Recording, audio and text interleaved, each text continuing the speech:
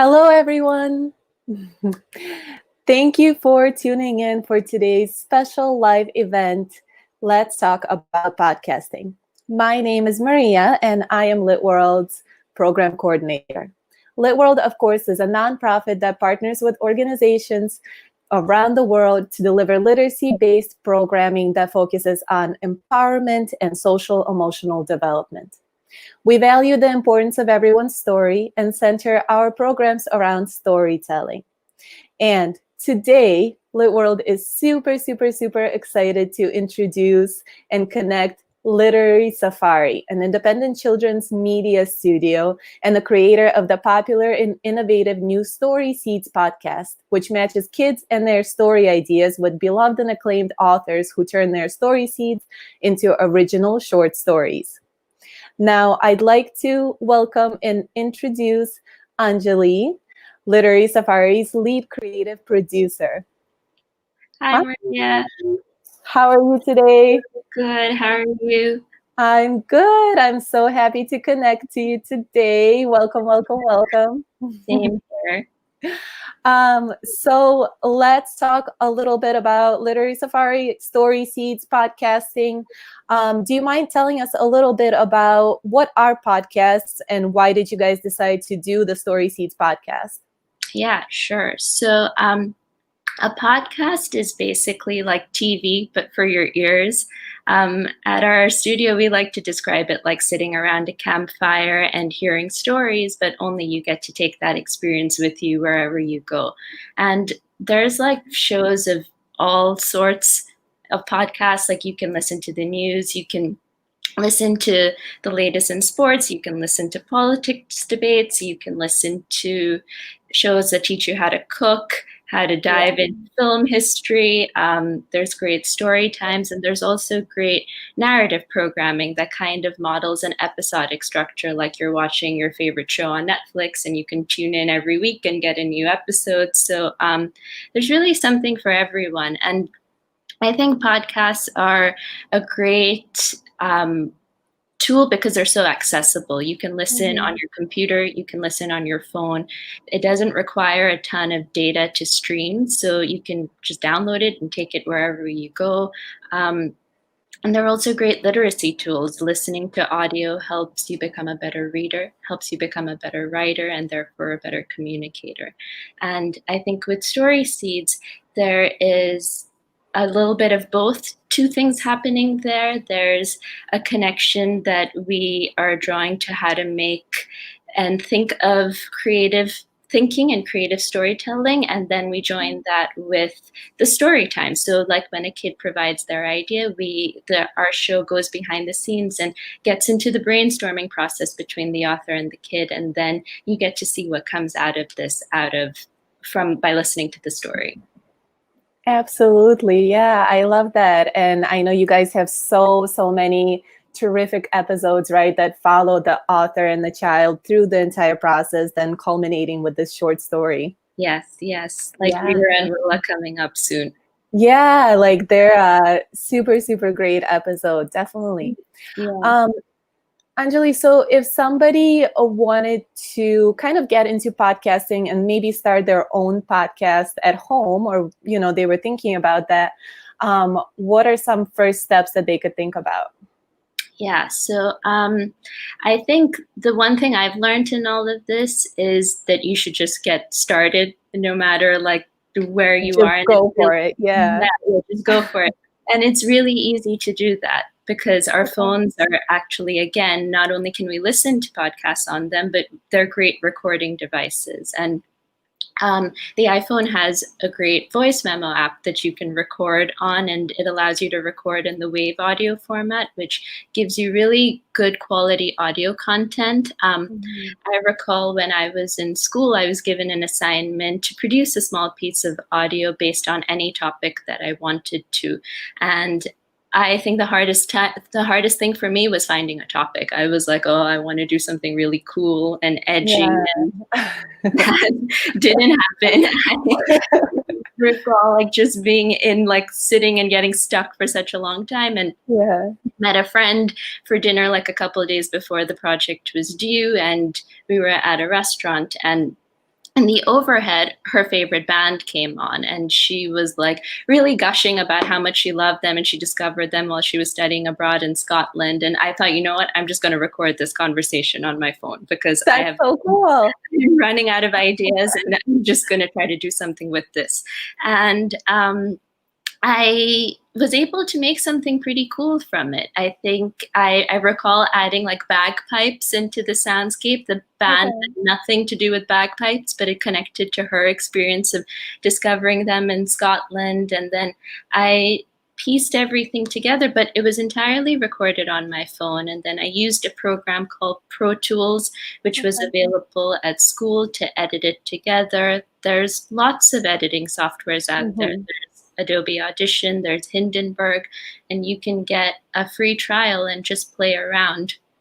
So I think my tip would be to, if you're looking to get started and to experiment, ask a friend or a family a really simple question like, what's their favorite meal, or what's their favorite book, or what's their favorite band, and then challenge yourself to add to it, like add music and sound effects and take that question to a different level. And you can get really great music and sound effects through the Creative Commons.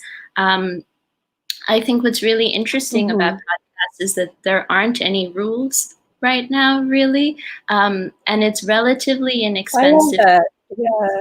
Yeah, it's relatively inexpensive to produce in comparison to video content. So you can really delve deeply into a subject that may not be visually arresting, but that's still really interesting and that you can still really learn from. So yeah, with Story Yeah. Seeds, I think we were able to really delve into this need that existed out there for kids to know that their ideas matter, and for kids to know that like their voices and that they are creative rock stars. So that by making authors and kids come together, that mission that we have of empowering kids and their ideas and their voices really comes out. And we were able to do that through podcasting. And also, I think for adults, like having the, it also models that by deeply listening to kids and deeply listening to young people, you can make something really cool and creative out of it, Mhm. so beyond storytelling, even in day-to-day life. Like I think we just really wanted to model that kids and grown-ups deeply listening to each other can build really cool stuff and solve creative problems. Yeah. Yeah, thank you very much for sharing. Yeah. Absolutely. And as you were talking, I was thinking about a couple of things. The story with your friend and the rock band, I think that just brings us back to the reality that what's true to you, what you're most passionate and excited about, right? That's Mhm. going to connect you to people. People are going to want to listen to that. Yeah. Sometimes I think when we're trying to think of content, we're trying to think what would be cool, what would people want to hear, but then our own truth is what people want to hear. So Yes. Yes, for yeah, sure. I love that. And at LitWorld, I know one of our very much core statements is that we value the child's own story. And so children so many times are just the receivers of content, right, and storytelling, but they can be the creators as well. And so I Right. love the fact that you guys are giving them platform to share their ideas, share their stories. And the episodes, I know the episode with Willa and Veera, who we're going to see a little bit later, Willa's voice is so prominent and so strong, and you can really connect to her and the story that she's telling. And Yeah. Veera really, makes it happen as well. Yes, for sure. And Yeah. I think just to add to that a little bit, like in formal education, Sandhya Nankani, who's the founder of Literary Safari, has seen through her work that, and through raising her own daughter, that kids' creativity often gets dismissed at a certain point. So Absolutely. just by matching a kid and an author together and having their story ideas being front and center and seeing what can come out of that, it's just empowering. And in Willa and Veera's case, I think that's the story is really representative of what Willa originally put out there. Yeah. Yeah. Yeah, she didn't really change it. I think she worked really closely with her, right? Yeah, Yeah, for sure. that's awesome. So Anjali, can you tell us a little bit about where we can actually access all the episodes that you guys have for Story Seeds? Yes, for sure. So Story Seeds is available wherever you get your podcasts. So on Apple Podcasts, Spotify, Google Podcasts, everywhere. We That's are cool. also available on YouTube. So Okay. all episodes, you can stream them from YouTube, and you can also visit our website, storyseedspodcast.com, where we also have activity zines up there that match each Mm-hmm. episode, and they're free. You can download them for free. So we are, if you search Story Seeds on Google, on Apple Podcasts, on YouTube, you should be able to find us. Yeah, you're absolutely there, and people can easily find you and tune in. And the Imagination Lab zines are wonderful, and they have so much content for people to do at home, for kids to do at home. So that's great. Awesome. Thanks, Maria. Thanks for having us. Absolutely. Thank you so much, Anjali. Then we will talk to you soon. Yes. So, thank you very much, everybody, for listening. Now we're going to move on to the second half of our special live event today. And we are going to be welcoming and introducing, I'm very pleased to welcome Veera Hiranandani, who is the author of the 2019 Newbery Honor-winning novel, The Night Diary, and the young storyteller, Willa, who collaborated with Veera in the second episode of the Story Seeds podcast. So I'd like to welcome both. Hi, Veera. Hi. Hi, Willa. It's so Hi. good to be here. Yeah. It's great to see been a both of you. Yeah, it's been so long. Whoa. Have you guys had a chance to see each other since the podcast recording? No. And now we're seeing each other in such an interesting time, aren't we? Yeah. But you look great. So many things have happened since, right? When did you guys record your podcast? It was last summer, right? It feels a little bit like an era ago. Yeah. It was just forever last ago. summer. Yeah, about a year ago. A different world, only a year ago. Well, thank you very much for both of you guys for being here. We're super, super excited to talk to you a little bit about the podcast, about your journey with Story Seeds. And so my first question is for you, Willa. Can you tell us a little bit about your story idea? Yeah, so my story seed is about a girl and her mom who live in the middle of the woods in a small cottage. She's never gone to school before, but she's learned all her school subjects through her surroundings. And then suddenly they're beginning to lose money, so her mom decides that she needs to get a job and her daughter needs to go to a real school. This is a huge change for her, and she has to find a way to fit into her new school, make new friends, and so on. Okay. Wonderful. That's a great story idea. Okay. Thank you. Yeah. And so then Story Seeds matched you with Veera to work together to grow your story idea. And can you tell us a little bit about what that was like? Yeah, it was amazing. I want to be a writer when I grow up, so it was amazing to get a glimpse into that. And me and Veera have so much in common. For instance, like we both went to small schools, so that it was amazing. That's great. And Veera, what about you? What was it like to work with a young author, young storyteller, Willa, to bring this story to life? It was such a pleasure, first of all, to work with Willa because she's just an amazing person and such a talented writer. And her story seed just kind of jumped out at me. And it was just really well constructed. And it had this like perfect inciting incident that, you know, I've never done anything like this before to collaborate this way. So she made it really easy. Yeah. Thank you. Absolutely. Yeah, absolutely. She had everything already ready to go for a perfect story, right? She really did. And that's what, you know, it's so hard sometimes as an author to come up with that perfect setup to kind of keep up your story. So she did that. She did that for me. Yeah, that's amazing. So, Veera, can you tell us a little bit about the story that you grew from this story seed? Sure. So Willa came up with a story that, you know, a girl who is homeschooled in the woods and then has to go to the public school. And even though I wasn't homeschooled, I grew up in Connecticut, and there are a lot of trees surrounding my house when I grew up. So I felt like I was kind of in the woods. And I went to a really small school for years. There were like 8 kids in my class. And so it felt almost like Wow, that's very small. Yeah. Yeah. And we were like a family for years. And then I went and transitioned to the public school, which was, another planet to me. So I really understood what that transition could feel like. And I really related to it deeply. So I was really excited to see, what would happen when I played around with this idea. And then, the podcast came out at a time where sort of the opposite was happening. And it was so interesting to kind of watch that. But yeah, just how we jump into new worlds and feel accepted and understood. That's always a theme I'm working with. Yeah, absolutely. It definitely sounds like Willa's story seed idea was mirroring your real life experience, right?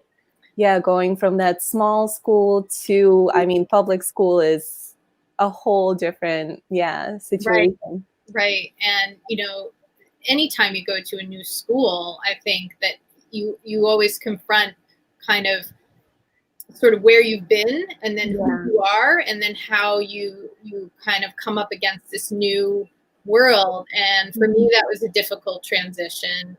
And in Willa's story seed, that was also a difficult transition, for the character to kind of feel comfortable with who she was in this new world. So yeah, it was really fun to write.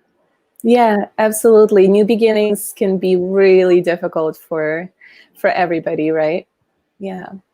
So I know that the podcast, the story that you put together, Veera, kind of leaves things a little bit open, and there's definitely room for continuation for the main character and what happens in the story. And I know that you, Willa, have been working on the continuation of the story, and you have something to share with us today.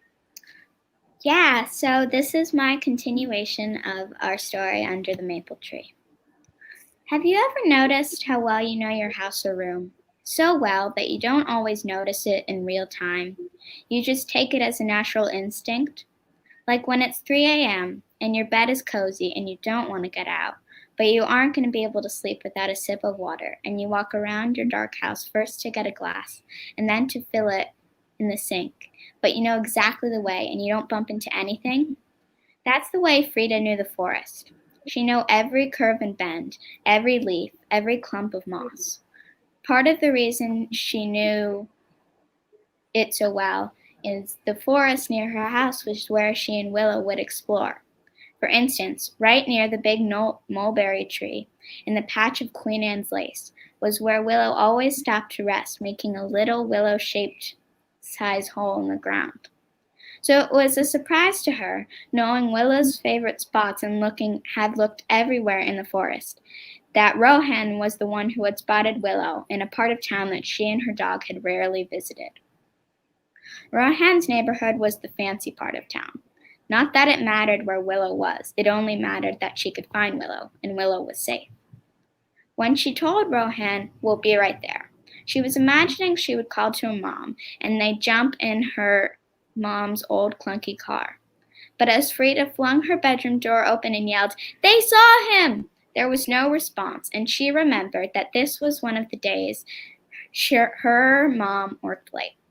So she had no choice but to go by bike and ride furiously across town.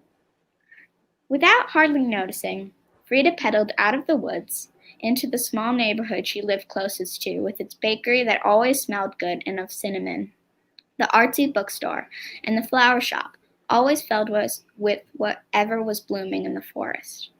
Sometimes she and her mom picked for it. It was Wednesday, one of the farmers' market days, so people were folding down pink striped tents and loading crates of apples and cheeses into trucks, waving to Frida as she passed by. Next, she reached the highway that was the primary border in between the woods and her neighborhood and the part of town with her school and Rohan's house. She had only rode this highway with her mom in the car since she started school and took the school bus home. Crossing it was the only way to get there, but she wished she didn't have to. It was too scary and loud.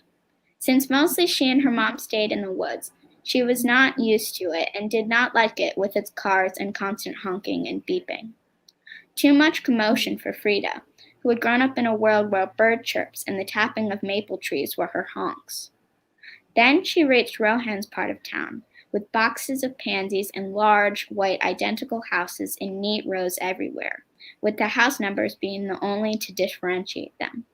If Rohan had really seen Willow, that meant Willow had gone so far from home. Wow. Thank you.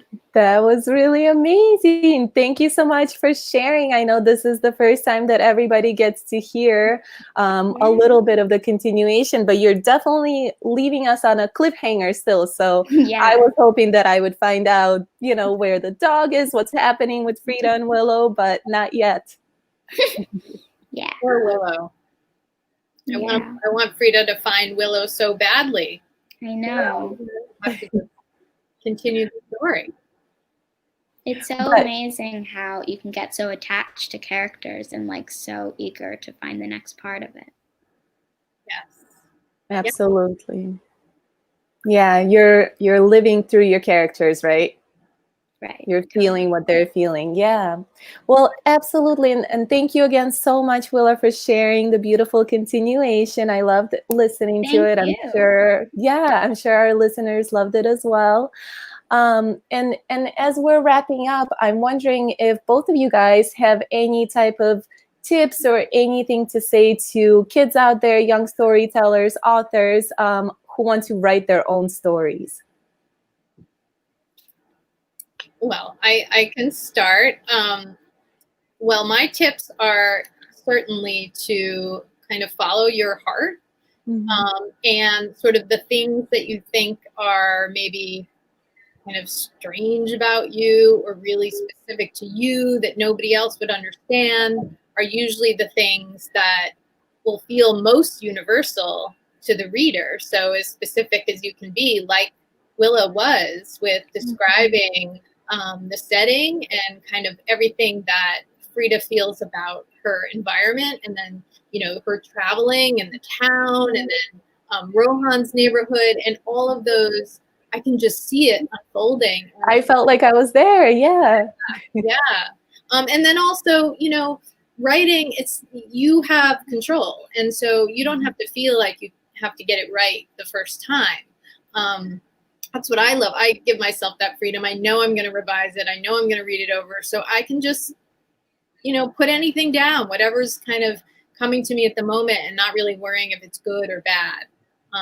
That gives me the most freedom in writing. Yeah, I completely agree. What I'd say is when you're writing, don't worry if it's good enough. Don't worry what people are think. Just write your heart, write what you're thinking, and if people don't like it, who cares? It's your story. You're in charge. It's your world. So. I love that. Yeah, absolutely. Similar to what Anjali was saying just a few minutes ago about just picking up, your phone or a microphone and just starting to tell that story and recording or writing things down that are inside of you, right? Right. Awesome. Well, thank you so much to both of you for joining us today. Thank you for sharing your story and giving some tips to young people watching. We really, really appreciate it. And we hope to see you soon. Thank you so much. Thank you so much. To LitWorld and Literary Safari. I'm so glad that I can participate in both amazing organizations. And it was so good to see you again, Willa. Yeah, you too. And thanks again to everyone who worked on this event. And Thank you very much. Bye, guys. Bye. Bye. Thank you, everybody, for tuning in today. We hope that you enjoyed the live event. For more information, don't forget to litworld.org for any more resources, and Literary Safari to listen to the Amazing Story Seeds podcast. Thank you, and see you next time.